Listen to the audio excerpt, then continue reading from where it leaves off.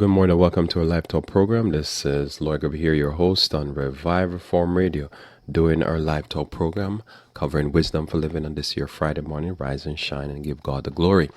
Now, this morning here, I'm looking at a topic, finding balance or a happy medium. Finding balance or a happy medium is what we're looking at here this morning. And I'm taking this from Ecclesiastes chapter 7, verse 9 through 29. So welcome, top of the morning to you. Hopefully had a blessed night rest. And ready to take on the challenges of this day. Let us pray. Our Father, who art in heaven, I thank you for the blessings of your word. I thank you for the blessings, dear Lord, of knowing thee and to continue to try to find thee and understand thee and to grow, and that we have something to grow towards, to look towards, to seek out. May you bless us, dear Lord, in our pursuit. This is my prayer in Jesus' name. Amen. So I'm looking here at Ecclesiastes chapter 7, verse 9 through 29. Now, unlike regular, I'm just going to be meditating upon these various different instructions and taking this theme here that I have, or this topic here, which is finding balance or a happy medium. So finding balance or a happy medium is what one of the main takeaway points that I get from this musing of Solomon. What is he saying here? This is what my understanding is. One way to put it together is finding this balance. And when you find this balance, it's a good thing, because that's where happiness, the more you can find balance in various different areas of your life, is the more you're happier. The more you're at extremes is where trouble comes. As I say, the higher the monkey climbs, is the more is exposed. Also, anything that goes up must go down. But if you can live your life where you're not really up or down, you can balance that waveform so that the ups are not as great and the downs are not as great, but you're not happy medium most of the time. You learn to stay in the medium. Then you find that your life is better. And so various different advice here I'm going to give. So I'm going to take it one verse at a time, and you'll see what I'm talking about here. As I said, I don't know if when you wrote it, you said, okay, this now I'm going to talk about happy medium. But you can get this from various different aspects of Solomon's lifestyle. And he went to the extremes. And because of that, that happy medium to me is very good, because there's the lows. And you don't want to be in the lows either. You want to be in that happy medium or that balance. And so there's going to be good times and there's going to be bad times, but it's easier when you know how to maintain the balance. So I start here, Ecclesiastes 7, verse 9. Here it simply says, be not hasty in thy spirit to be angry, for anger resteth in the bosom of fools. So that would be, again, talking about maintaining balance. It's hard to when things go bad, and you can get yourself really worked up about a lot of things. And over the years, I've really come to appreciate the fact that this simple concept that there's a God. And so there's things that are going to make me angry and going to make you angry. And there's something that's going to trigger you. We all have triggers. I always see somebody would be like, yeah, calm down, calm down. But if something happened to them, you see they get angry. See, it depends on what's happening. Some people get angry for different things. But one thing it says there is very important. For anger resteth in the bosoms of fools. You could be a sensible person when you're not angry. But when you get angry, you can easily lose your rational behavior. You can have an outburst of wrath and stuff like that. So notice it says, be not hasty. It's almost like you have to not be so motivated to be angry, because it's like this is now not somebody triggering you. You're just triggered. There's things that people are going to do all the time. But if you're always triggered by people's activity that are wrong, just say straight up wrong what they did, but you're always triggered, then it comes to a point where you start to realize, and even others around you start to realize, that you're pulling your own trigger. Because if 5 of us are standing and we all saw the thing and we all thought it was wrong, but you're overly triggered, probably one time it's not a problem. Probably everybody should have been triggered. But if it keep happening and all of a sudden you realize it's a pattern, this person always get triggered, So is it the situation triggering them or they triggering themselves? That's the major question. And often you find, according to this text, is the person is too quick to fly off the handle, too quick to be triggered, too quick to have somebody irritate them, too quick, easily irritated. And sometimes you have to just learn. It's a practice to me. This is something you practice to have something that you know will trigger you, and you just maintain your calm. It doesn't mean you agree with the thing, and you're not a person to protest, but you have to, as I say, pick your battles in this life. So this is where, to me, a happy medium becomes part of the discussion. It's not the best example in this body of text for my topic, but it goes with that, because when you've learned to not be so easily hasty in spirit, quick to jump to conclusion, you start to be balanced. So when somebody says something, you have to repeat it to yourself. What did they just say? And if you're still not certain, you learn to ask, what did you say? Just repeat it again for me. Just you're curious. What is it? Because you want to get it. But a person hasty in their spirit, hasty in thy spirit, is a person who everything they jump to conclusion. They're first to answer a question. They're first to rile up their emotions, come to a conclusion, and the conclusion is always something to get them angry. But as I say, I've learned in this life that there's things that you're going to get angry, but God has more emotions and God is more balanced. Righteous indignation that we normally talk about, God sees, God hears the cries.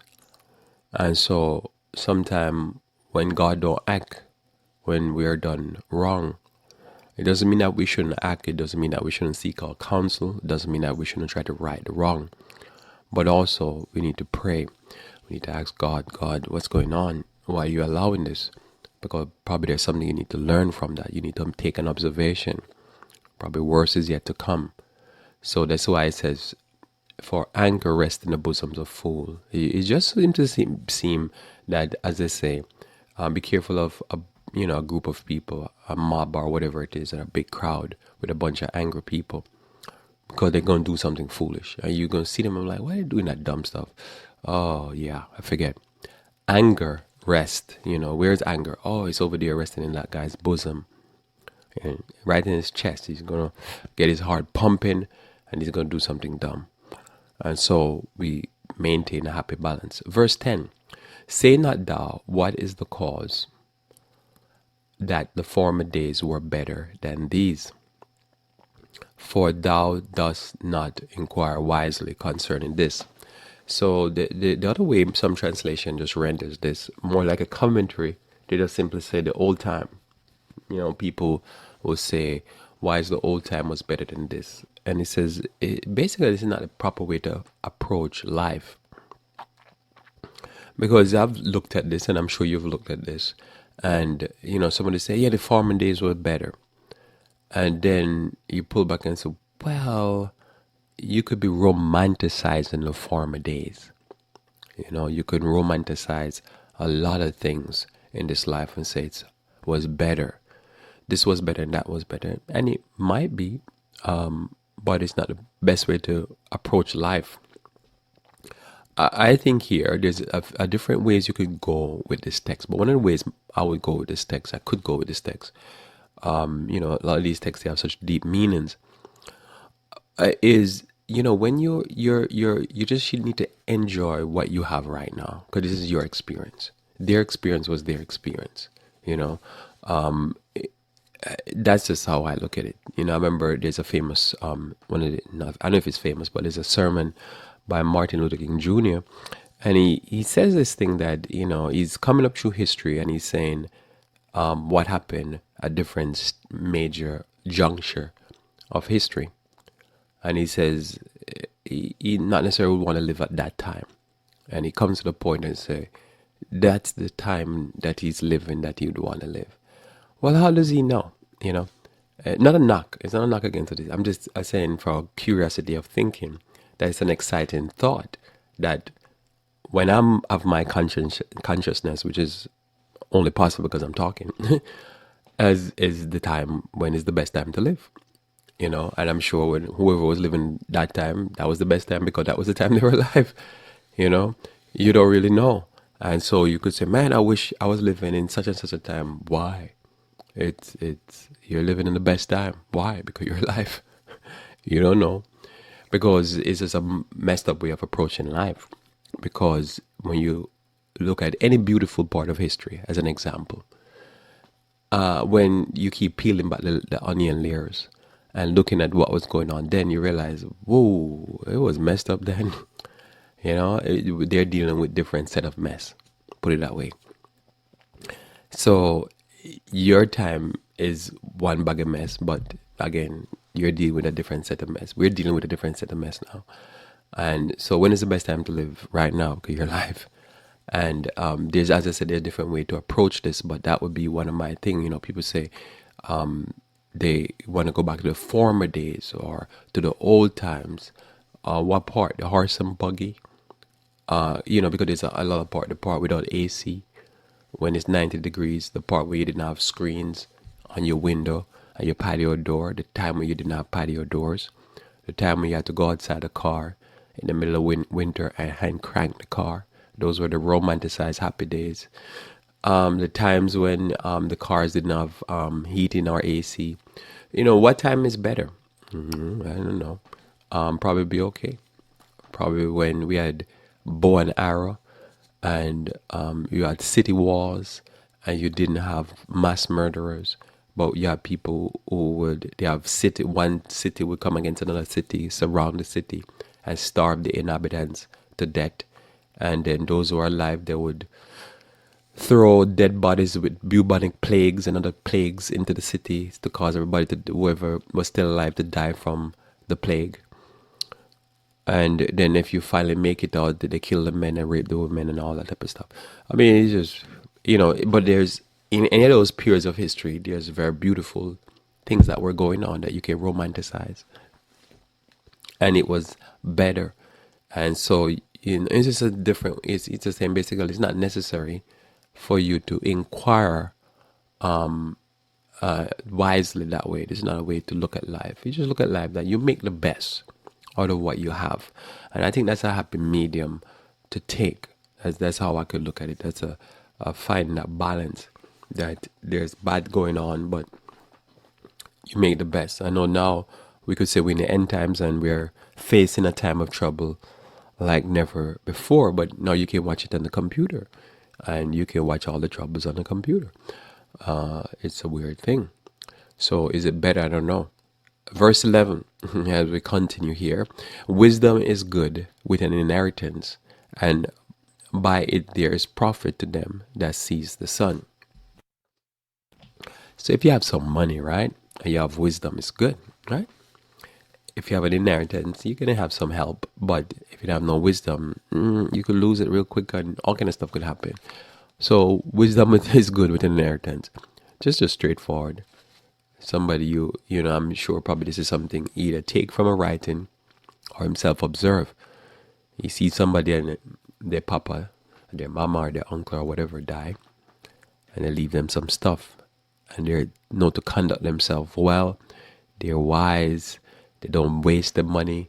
They squeeze the money out of the purse very slowly and tight, in a tight way. You're tight with the money, and it's good for them, and they enjoy some good life. Hey, that's a good thing. I guess wisdom, foolishness, being a fool and ignorant stuff is a bad thing. Verse 12. For wisdom is a defense and money is a defense, but the excellence of knowledge is that wisdom giveth life to them that have it. So that's potent. You see this a lot in our society today. You can observe people who you can see money will get you off. When I think about a text like this, I guess the first thing I was thinking about is Michael Jackson and O.J. Simpson. So even though, I don't know, one of them was black and white and one of them was black, but money bought them freedom from crimes that many people believe they obviously did. Now I believe from what the evidence seemed to bear that the Michael Jackson thing was clear. The OJ thing, people are split on it. But anyhow, wisdom is a defense. Money is a defense, right? It's true. But the excellence of wisdom is instead of knowledge. When you have a lot of understanding, you understand that wisdom gives life to them that have it. Now, one thing I really believe why wisdom gives life to them that have it is because you can skip and jump and hop. You know, you can play hopscotch. I don't know if they play that over here. Which is you can play the game of life and know to jump on the lily pads until you get out of deep waters. So wisdom gives you that.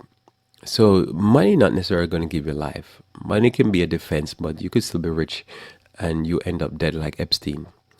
And nobody knows if you committed suicide or if they knock you off. So it benefits you. The money is a defense and wisdom is a defense.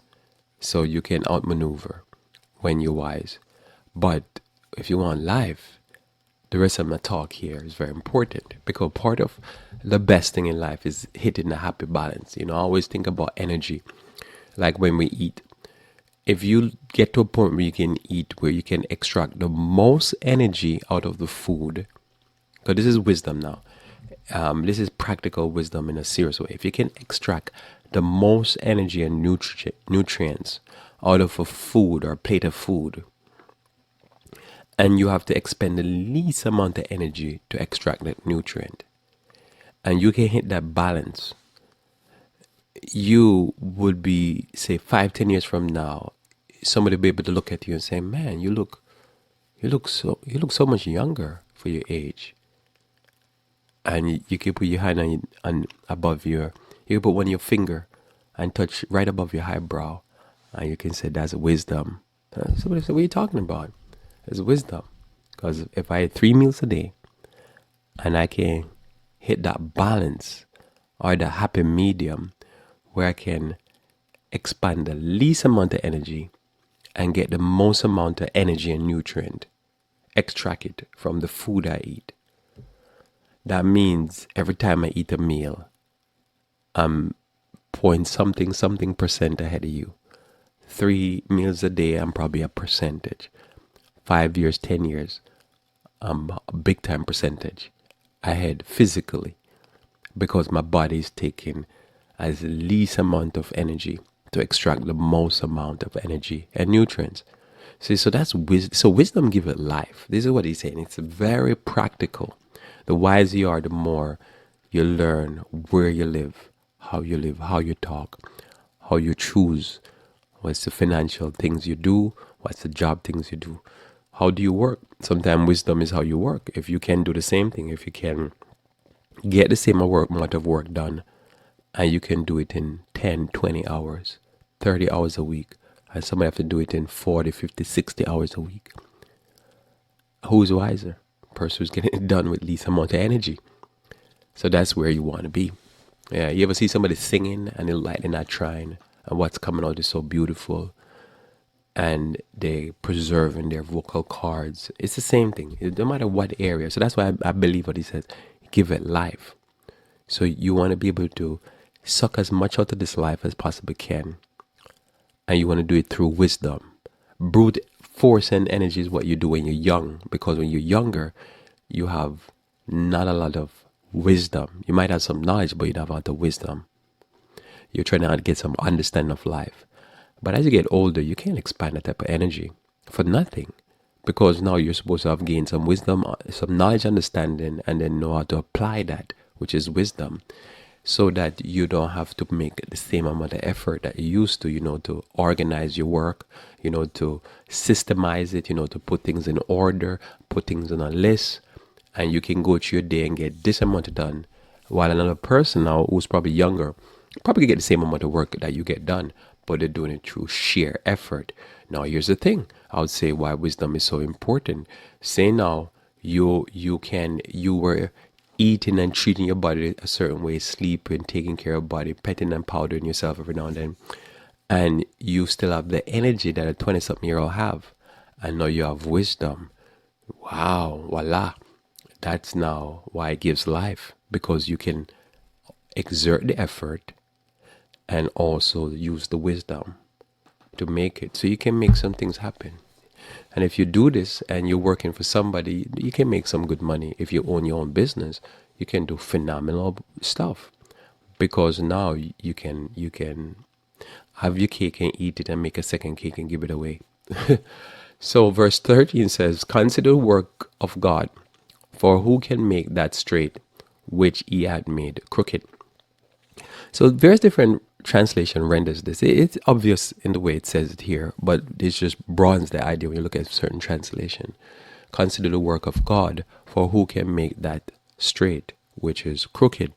Another way to look at this is, if God makes something straight or he makes it crooked, whatever, how he make it, don't try to undo what God does. That's the way out, basically the general idea. Like, don't make an effort to reconstruct certain things. The moment you understand this is the way, this is what I love about the Bible. The Bible said this is the way it's supposed to be done. If you get to a point where you deal with God as if God is your parent, I know that's what Jesus says. God is your father, and your father said, "No, you can't go over there." And you say, and even if you don't say why, God said this. The people say it a different way. God says this, so that's good for me, so I accept it. Something like that. So when you deal with God like that, you realize you realize that certain things are negotiable, certain things are style, and then certain things are firm. They're definite. You're not gonna try to. Let's read it here again. You're not gonna try to now reinvent the wheel. You're just gonna say, "This is the wheel. I'm gonna work with the wheel." And that's it, because God says this is it. And life is better that way. When you're trying to do things where God didn't say, what you're doing now, you're trying to make something that is not going to work, it's not going to fit. So notice here, I read it again. Consider the work of God. So you're looking at how God does things, right? For who can make that straight which he had made crooked? So if God make it this way, you sit down and consider it. And then don't, this is the happy balance in the medium. Don't stress yourself out over certain things. That's just the way it is. You're not going to change it. If you change it, it's going to break you. Don't break what God already made a certain way. As they say, don't fix things that are not broken. That's how they would say it in life. If it ain't broke, don't fix it. If it's broke, you fix it. But this is how it is. So you consider the works of God, not the works of men, the works of God. If God says, this is how it is, don't try to break it. Somebody say, I'm going to rebel. Yeah, that's the sinner's thinking. But it ain't going to work, because you can't make it straight if God make it crooked. There's another saying, who God bless, no man can curse. You can't go against God. You're going to break you. So if God makes something a certain way, just leave it the way it is. If God says a male and a female, try it. It works. Don't try to make something out of what it's not supposed to be. There's certain things that function for what they function for. Just leave it for their function. And don't be going and trying to make something different. And somebody said, well, I don't like this about it. Well, look, that's God who made it that way. Just leave it alone. So that's why I say consider. Know what you're doing. Because you might think you want to change things. You ain't going to change it. This is what God says. And he knows what he's doing. If he didn't know what he was doing, then he wouldn't be God. So you consider the works. You observe nature. You observe the sun. You observe the rain. You observe. Don't try to break it. You observe how things work. I've always learned in natural health that the best way to deal with the body is to figure out what it's trying to do and help it, not work against it. So if the body has a fever, help it. Just don't make the fever go out of control. You try to help it because it's trying to do something to rid the body of some disease or some toxin. If a person have a fever and it starts sweating, help the body to sweat. Feed them herbs that's gonna be a tea or teas primarily. That are teas that are known to help the body perspire. As the person sweat, the person is releasing a lot of salts also, but they're releasing a lot of toxins. So you help the person sweat. And this is how it is. Now somebody said that's a crooked thing because I'm hot, I'm burning up, I feel like I'm gonna fry. Well, you help it. You put some cold towel on the person's head. You put the person probably in a bath. You give the person some herbs to make the person sweat. You do whatever it is. You restore the electrolyte via salts and stuff like that, and water, so that they don't get themselves deficient. And you work with the body. Now, this is not a nice process. When you're having a headache, everybody's telling you something is wrong. There could be things that seems crooked, like vomiting is crooked. Well, the body's trying to expel, so you work with the body, probably take high doses of lobelia and help the body to expel. Normally if I'm starting to have a stomach problem, the first thing I do, I get a bowel formula because I'm trying to force myself into a situation of like diarrhea, and then I want to help myself vomit up because I want to get it out because the body's trying to get it out. You work with the system, no, even though it might seem a little bit crooked, and you don't try to straighten something that God make because He has sense to it. Might not have sense to you, but He has sense. You don't go about and shoot the crows and the buzzards. It's a mess, but that's part of the business of life. You work with it. So you observe and you don't break it, and this is your wisdom. God will bless you for it, and you will be blessed. Notice in verse 14, in the day of prosperity be joyful, but in the day of adversity consider. God also has set one over against the other, to the end that man shall find nothing after himself. So that's life. When you're up, as I say, but that's why I'm saying you make effort to find a happy medium, because when you're up, sad to say, you're going to come back down. When you have a flight of joy, you know that trouble is coming. Now, you still enjoy each one. As I say, you have to learn in life to be able to just go with the flow and go in the motion. Whatever the motion is, just flow with the motion. Don't resist too much. So you just know, hey, look, it's great. The money flowing. Make the money flow. Now, probably when the money is flowing, you probably shouldn't. You should enjoy some of it. You don't know what's coming. What's coming gonna. If you put away some for a rainy day, you're gonna have to use it. I'm sure you've been in that situation. You put away some money for a rainy day, something come up, and now you have to use that money. And that the extras disappear. But anyhow, in the day of prosperity, be joyful. So he said, enjoy yourself. And in the day of adversity, consider. You're not gonna be joyful. I don't believe. Sometimes I'm trying to communicate something, and sometimes I don't do the best job. But what I'm doing there is trying to communicate this idea. Like, say, for instance, if you have a losing streak, just accept the losing streak. Consider. But when you have a winning streak, just enjoy it. Because none of these things is permanent. So you just go with the flow. You don't know what twist life have for you and for me. So if you're in a good twist right now, enjoy that twist. When the bad comes, sit and consider. Put your hand in your head and say, man, what happened here? And think about it. Probably something you need to learn. God also had set one over another. This is the principle of life. And the sooner you get this principle in your head is the faster that you get yourself out of depression. Because depression oftentimes comes because you're in a depressed situation. It could be a physical depression where your body's not doing too well and it's messing up your brain because your brain is taking in 40% of your blood. Take that back. Some people say 40, I guess if you're running, but up to an average high 20s. Normal. So a large percentage of your blood is flowing to your brain. If your blood is poisoned and filled with garbage food that you eat and garbage toxins you expose yourself to, your brain might feel like garbage and you might feel like you're in a dump. But most of the time in these type of things is the things that we do and things that we experience, the abuses we go through. And so, so if you're going through a bad time and a slump, that's part of life. You consider, but remember, it is said that life is a waveform that goes up and down.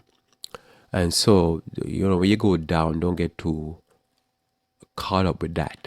And when you're high, don't get too caught up with that. Don't be too caught up. I'm sure you've seen people, they lose themselves when they're doing good. And then when they're doing bad, they lose themselves. And some people say that's bipolar. It's probably a chemical deficiency or it's probably an attitude problem. They become too stupid when they become when good things are come happening, and they become too stupid when bad things are happening.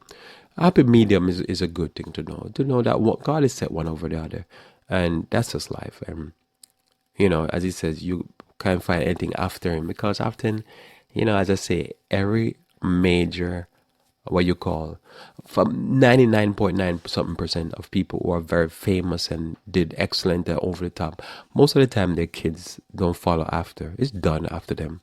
So worry about what come after you. Just enjoy your life. In other words, just find a happy medium and live that. Notice here in verse 15, all things have I seen in the days of my vanity. There is a just man that perisheth in his righteousness, and there is a wicked man that prolongeth his life in his wickedness. So this happened. The Bible says, if you obey your parents and stuff like that, you live long. But every now and then, you'll have one person. It'll be 100 people in a community selling drugs. And every one of them, they went to prison, they went to this, they went, dead, got shot up, got maimed. And there's this one guy, he survived. And he did everything. And you'd be like, how he survived? How he's still here? I'm certain you probably know one or two people who are like one of these Aunt Tillies. She's 85 and still smoking a cigar. And she's still alive. And there's people who are living healthy, exercising, and they drop dead. And you're like, how she survive? This is remarkable. I mean, you can almost see through her because she's paper thin. She's thin like paper. But how she survive? It is this thing that is weird. But still, it does mean that she lived the happiest life. Because I've known people like that. They live a life of a fiend. They just get up every day and all they live for is just to puff smoke. That to me is not a happy medium. That's not finding balance in your life. It's just depression. You see these people with these vaping thing. They're driving on the road and all of a sudden you see this big puff of smoke. It's like they have the cloud system in their car. I think it's probably raining in there also. It's like the weather pattern is inside of the roof of their car, but it's not. It's the vaping thing. It's unreal when you see that thing puff up. But that's still life. That to me is not a happy medium. You're just going around all day long puffing stuff. And that's how you feel good. So, no Moses here, it says, this can happen. Perisheth in his righteousness. Now, verse 6. Be not righteous over much, neither make thyself over wise. Why shouldest thou destroy thyself? And I read verse 17 with it also. Be not over much wicked, neither be thou foolish. Why shouldest thou die before thy time? So this is a major thing when it comes on to, if you live in this life for long, and you've dealt with people who've been through various different movements. They get caught up in a movement and they get so militant. And then 5 years later you say, hey, what's going on with that stuff? That was some nonsense. I got caught up into that stuff. And it's not that you shouldn't get caught up into stuff. There's this life, always stuff gonna come. And it's not that you shouldn't be wise. But simply if you follow this text, it says, be not righteous over much. Or be too righteous. Sometimes people, they can get so crazy and they become irrational almost, right? Neither make thyself overly wise. Like, Solomon said this thing in the beginning of his writing, that, the more knowledge you have, the more understanding, it's like more misery you have, because you can overthink. I've heard somebody say that people are like comedians and stuff, they're very depressed because they overthink. They have to overthink to come up with many jokes are very observational. They're observing life. And the more you think about life, sometimes some of the subject matter that somebody's making fun of is some of the most depressing subject matter. So you first have to go there with the thought, depress yourself, and then think about something funny about it. But that funny could be a trauma. It is making fun of something that you know personally, but you're not giving into, that you were abused. You suffered all kind of ill, and so I'm gonna make fun of it. But so it is with wisdom. Wisdom is similar. Wisdom is you analyzing life and coming to whatever, and you can get so caught up that you can't let your hair down, so to speak. You can't just let loose sometime and just enjoy. Because remember, prosperity is gonna come and depression gonna come. When it's good time, just enjoy the good time. When it's bad time, enjoy it. But still maintain a medium is what I get from this. Not to be overly, righteous, not to be overly wise, because you analyze. But as I say, some of my giveaway here was my trigger. My trigger point is God is on the throne. So even I can analyze something that's very touchy in society, but personally, I don't get too caught up with it, because there's most of the time when I'm even doing these presentations, I'm actually I have to refrain myself from laughing, because some of it is just, it's not, I don't take it too serious, because I always recognize the fact, and you have to always recognize the fact, sinners have to make their own choices, and sinners will, which I am one, will suffer the consequence of their choices. So you can only pray so much for people. You can only fast so much for people. If I had to fast for everybody, I would never eat, because is people always get themselves in bind. And I'm gonna call a fast for myself. I've been fasting multiple days of the week. So people have to make their choices, and I've learned over the years, you could plead with a person, beg them, pray for them, help them out, do whatever, and they're still gonna make a dumb choice. And sometimes they make a dumb choice, and it's actually funny, especially when after you talk to them, not in a sinister way, but it's in a way that sometimes the decision they make and what end up happening or the thing play out is actually you and them sit and laugh over it because it's just a dumb choice. And so you can't be overly whatever. You can make so much effort. Like, think about it. You can get up and you can save all the because the Bible says a good man leaveth an inheritance for his children. Right. And you can make all the effort you can and work so hard, and the picnic them, the kids them come about, and they waste your money. So you still have to go ahead, if you have some extra money, save it, but enjoy your life. I've learned, in family or in business or in life, you structure it so that you can be blessed. You still put in your hard work, but you don't make people kill you. You don't make people make you work until you work to the bones, because you only can make so much effort for a person, even a child. And you do your best for the child under your situation, because all of us in a different situation. And every child want to bust hell wide open, you're going to cry and pray about it, but you're going to still enjoy your next meal. That's basically how I see it. So you can only be so righteous and you can be overly wise, because there's a certain point where you can enjoy your food. Enjoy your walk in the park. So somebody say, how can you enjoy a walk in the park? They're shooting up people over there. Everybody have a choice. Your choice is that you going on a certain path. And when you finish walking the park, if you want to go and handle some tracks to tell people that they need Jesus, then and you go home. It's you can it's like somebody said, but didn't Jesus leave the 99 and come down to the earth for 33 and a half years? And you saw what they did to him, and he ain't back since. Now is the spirit here? Yeah, but not risking his life. There's a certain point where life continues, because people make choices, and when you're dealing with people that they can be so stiff-necked that you could pray and talk to them. You know what happened? Go home. Go get some sleep tonight, because these sinners ain't budging. Try again tomorrow. And you just keep doing. That's it. I do a 1 hour talk program. I used to do these programs 2 hours. Cut back, but I did it 2 hours not per se because I thought 2 hours would help a person extra. I did it because I needed to whip myself into shape, like get myself hardened. And but there's people out there, secular programs, that do it for hours. I just wanted to do it at first, just to start to get myself used to it.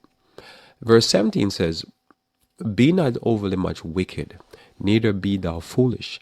Why shouldest thou die before thy time? So there's a negative to that extreme, in other words. So you could be extreme one thing and you could be extreme the other.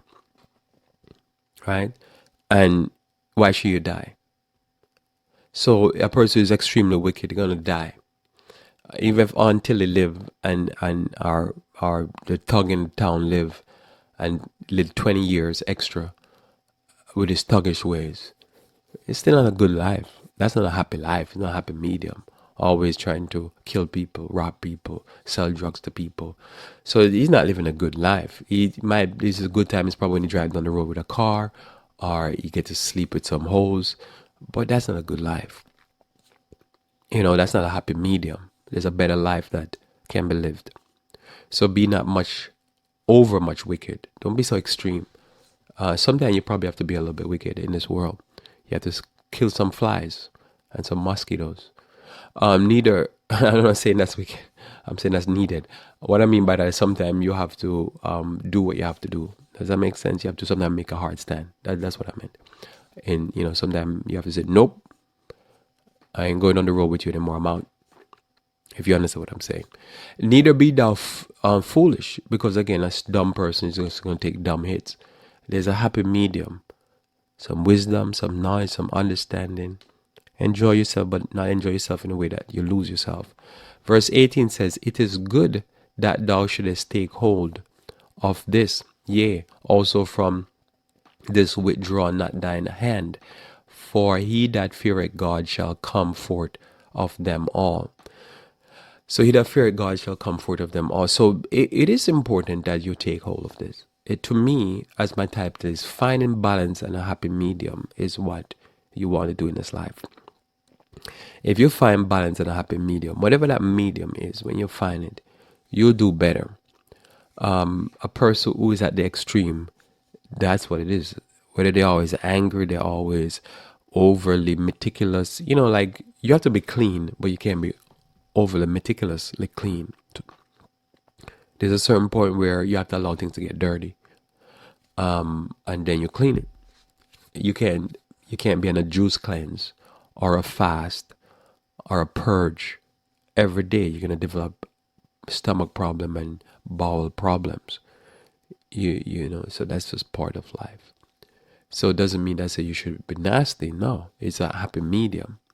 There's a point where probably you don't need to wash the plates every time one plate go in the sink, because that's why it's a sink. Not just to keep the water, but you can put some things in there and then you make a wash. But it's not good to leave the plates in there for days and for weeks until you start to grow mushrooms or you grow mold and all kind of stuff. So it's a happy medium, and you find that medium and you're good. And life is better. It has a rhythm to it. Sun doesn't shine all day. Sun shine and then it goes away for a few hours. So you get a happy medium. So when you have this here, verse 19 says, wisdom strengtheneth the wise more than 10 mighty men which are in a city. So 10 leading person, some translation renders this in a city. Wisdom strengtheneth more than that. So if you're one wise person, you're doing better than 10 leading person in the city. That's so powerful and that's so true. So wisdom is important, but you're doing the wisdom for life. And part of wisdom for life, as I always say, God is on the throne. Sinners going to get what they're going to get. Even if they beat you up, the beating is coming their way. So you relax a little bit and you watch. You watch. Like I covered yesterday with all these mass murderers. For years I've been saying, hey, the police joking with those boys, those young boys. They have freedom of speech and they're joking with them. So they keep getting worse. And I'll be watching. So somebody like, oh no, we need to pray, stuff like that. Yeah, we need to pray. But we need to pray that says, hey, God will take care of the business. And part of it is like, God will allow things to run. Because a lot of the time the sinners are joking with it. Because if you know how politics work, is that they use the evildoers to keep their power. But evildoers have no stop. So they'll get worse. So for years, instead of investigating these boys and basically put the kibosh on them, they say, oh, well, they have Second Amendment rights and they have First Amendment rights. Okay, then. Give them more rights. We'll see what happens. I remember I'd preached this a lot. I preached it quite a few times when President Obama was in power. And he was telling the homosexuals, I'm like, you're good, man. We're going to make you all marry and it's going to be all good. and we saw the rise, massive rise, especially in the homosexual population, of flesh-eating bacteria in the groins, of MRSAs, that is part of the flesh-eating bacteria, of syphilis, gonorrhea, that are all drug resistance, AIDS, because they'll be like, woo, God is working for us. So we can now sodomize each other till we're blue in the face. And it increased STDs, but it increased STDs amongst the women because many of these men swing both ways. Or they incognito, they're undercover. So there's a point where, yes, the sinner is going to do something, that God didn't approve, but there's going to be some results. So, wisdom is good. And so you have that balance where you still preach, but you know that there's a God, sinners are going to get what coming to them because they're rebellious. And you go home, you go to sleep, and you just wait and watch, and you see the rise of these killer diseases, eating them right in the groin. And as I'd covered before, most of this was happening in Greenwich Village and in San Francisco, where they just was spreading the MRSA amongst themselves. So, so you can go to sleep. God is still on the throne. And sin don't work. So notice in verse 21, it says, also take no heed unto all words that are spoken, lest thou hear thy servant curse thee. So that's an important point. And verse 22 continue to point, for oftentimes also thine own heart knoweth that thou thyself likewise has cursed others. So that's an important point. We're not supposed to gossip per se, but we talk about stuff because stuff happen. I always tell people it's sometimes better to get out. Like when something bad happened in a family, they hire a spokesperson. Sometimes you have to be like the president and become your own spokesperson, and just get out ahead of the news being circulated and just put out the what you want people to know. As I try to tell people that, especially people who are very quiet and secretive, because somebody's going to see an anomaly, they're going to see something odd, and they're going to start assuming, and then that assumption they're going to probably share it with somebody else, and then that person going to share it with somebody else, and next thing you know, there's a rumor passing around about you that is so grossly, false, that it's sometimes good to just clarify some things and say, hey, this is what's happening. And I said to people, give the summary. You don't have to give the whole book of what's happening, because then at least people know, oh, so that's what's going on. Okay, no further detail is needed. But why? Because everybody talks. So what he's saying here, if you're a king and you hear somebody, a leader or whatever, and you hear somebody talking about you, don't take it too much to heart. Some verses, some Bible render this, if you don't eavesdrop, because you might hear somebody talking about you. I've had sometimes somebody talking to me, and I say, hey, bye to them, and they didn't hang up the phone. I quickly hang the phone up, just in case they start talking and go talk something about me I don't want to hear. Because they might say something that I really don't want to hear. Because everybody talk. You talk about the people in your life, and I talk about the people in my life. That's just the reality. So if somebody say something, this is the problem too. Somebody in a group setting, somebody will hear somebody say something about you and go take it back to the person. It's just not necessary. Something you just need not to know, because everybody talk. Everybody sum up people's personality and character. I'm sure if you listen to me often enough, I say a whole bunch of stuff that you can talk about after I say it that is probably wrong, what I'm saying, or how it comes off. And I know how, and I know that because often when I finish the talk, there are one or two things come to my mind that I say, I wouldn't say it that way. That's not the best way to say it. Sometimes a lot of stuff come to mind that I wouldn't say it that way, because I'm talking fast. And even if I have something on the paper, sometimes I look at the paper and I'm like, I would take that bullet point off next time. I would include it. After I said it, I realized I should rework that when I re-say it. So don't get, again, that's an even balance. Does that balance you out? Don't get so caught up if somebody says something bad about you, because you talk bad about people also. And you analyze people, and sometimes you're wrong in your analysis. So don't overwork it. As I'm saying, in life, one thing I get from the wisdom of the Bible is just be balanced. and be sensible, be a thinker, and you'll be all right. And you won't have these depression or these exhilarating experience. You have a balanced, happy life. It's a sweet, as I said, the sweet spot. Now, verse 23 says, all this I have proved by wisdom. So he said, this is not me just talking nonsense off my head. This is Solomon older now. And he says, I've proven all this by wisdom. You follow me, basically saying, this is wisdom. I proved this by wisdom. I said I would be wise, but it was far from me. So wisdom is always way out there. The more wise you are, the more realize that you're not wise. This is what it is.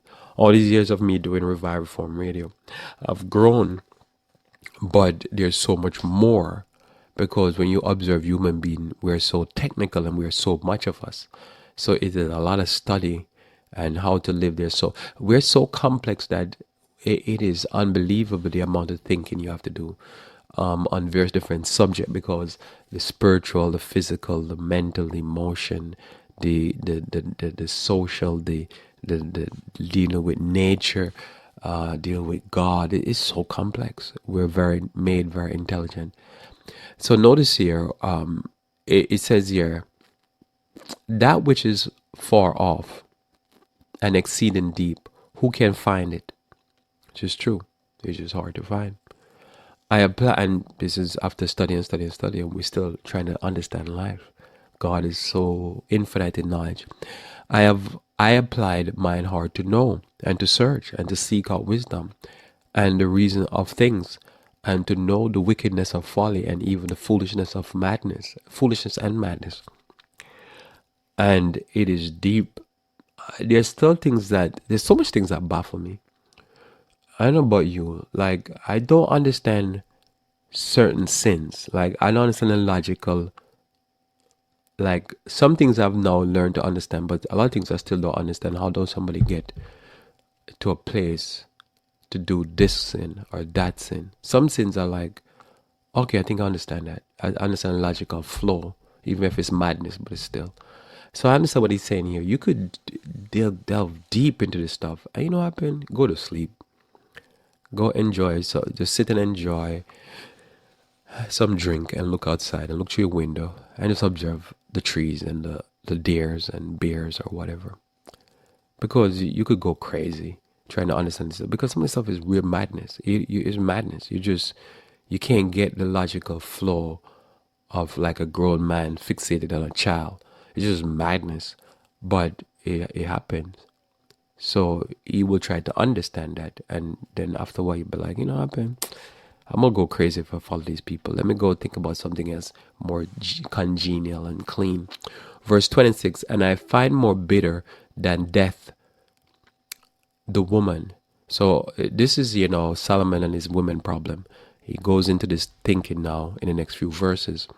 So notice here, I find more bitter than death the woman, whose art is a snare and net, and her hands as bands. Whoso pleaseth God shall escape from her, but the sinner shall be taken by her. Some translation renders this similar, the structure, and snare net, and then it says his hand is like a feathers. So she's saying the right things. She has a way to say it and make you get all excited, and then she touch you and you're like, oh, it's like somebody rubbing feathers on me. Woohoo! And then he says, whoso pleaseth God shall escape, but the sinner shall be taken. Most actually, this will take you to the famous story of Joseph. He escaped, but you can imagine other young men came to the house and they did not escape. So this is a bitter experience, because you know this, but sinner shall be taken by her. He was taken by a whole bunch of these feathered hands women, and these soft speaking, capture with the words type of female. And he says, I find more bitter than death the woman. So you've been to a funeral where people mourn till they're underground spinning, right?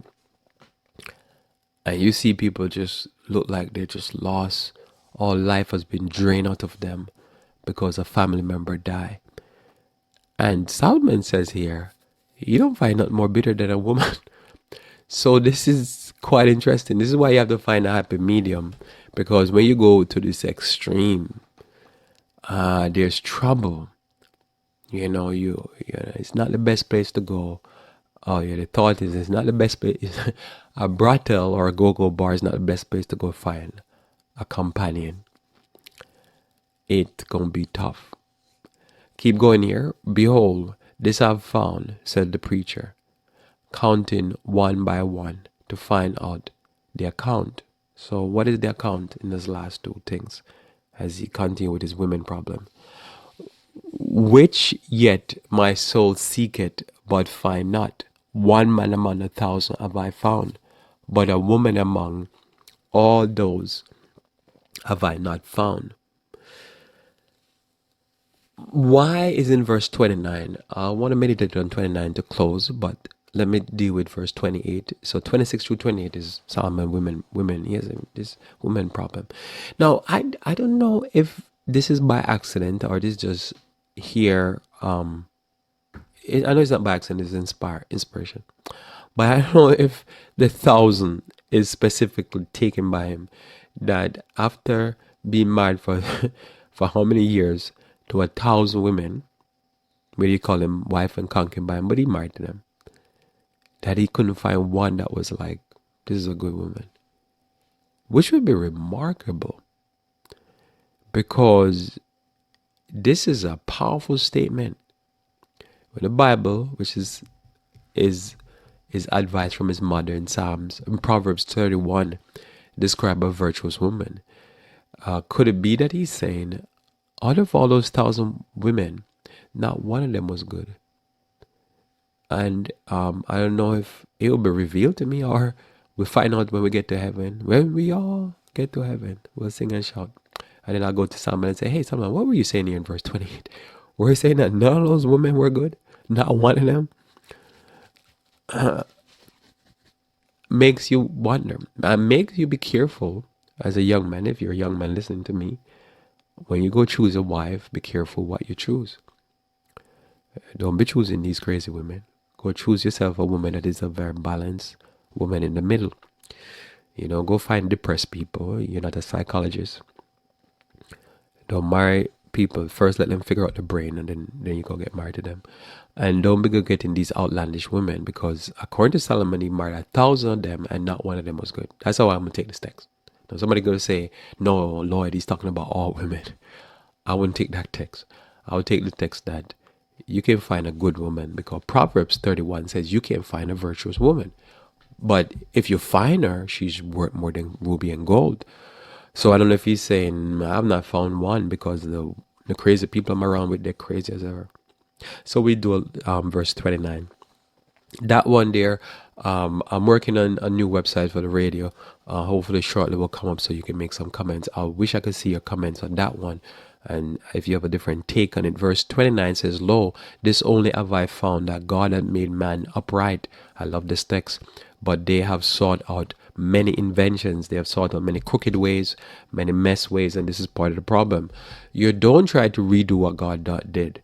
All Solomon was supposed to do was find one wife. One. Solomon, you had one. All your wisdom was to make you lead it to one wife. And you find her, you find a wife in Proverbs 31. Instead, you find 1,000. And you end by saying, you can't find one good woman amongst that 1,000. But that's what the problem was. You were just to find one. And that's the virtuous wife. And that didn't happen. And now, the experience of Solomon that was bitter. Why? Because people have sought out a lot of inventions, a lot of crookedness. And imagine 1,000 people find out crookedness. It's going to be a problem. The Lord bless us, and the Lord call us to have a life that is balanced. We enjoy life. Even though we live in the valley of the shadow of death, we live in a time when, but it's not a time, because we live in this time. This is the time we know. It's the best time to live in. Somebody said, but it's so much death and destruction. Yeah, but there's so much blessing. Find the blessing, find the balance, find the happy medium. Live your best life. Don't be like those who go and do life they claim to the extreme and they're going to crash and burn. Don't crash and burn. Just live a happy, balanced life. Don't live the extremes. Neither too depressed and too happy. And you'll find life will bless you, and you'll be a blessing Let us pray. Our Father, who art in heaven, I thank you for the blessings of your word. I thank you for the balance, dear Lord, that you don't have us living a bipolar lifestyle, living a life as a freak, and living freaky, crazy lives. That you may have us just live very balanced, rounded lives, that we can be truly always in a happy medium. Bless us, we pray, as we go through the rest of this day. This is my prayer. In Jesus' name, amen. Thanks for being with me here on Revive Reform Radio. Looking forward to talking to you again live Monday morning when we should talk about motivation. Until then, I pray that you may continue to walk with the King.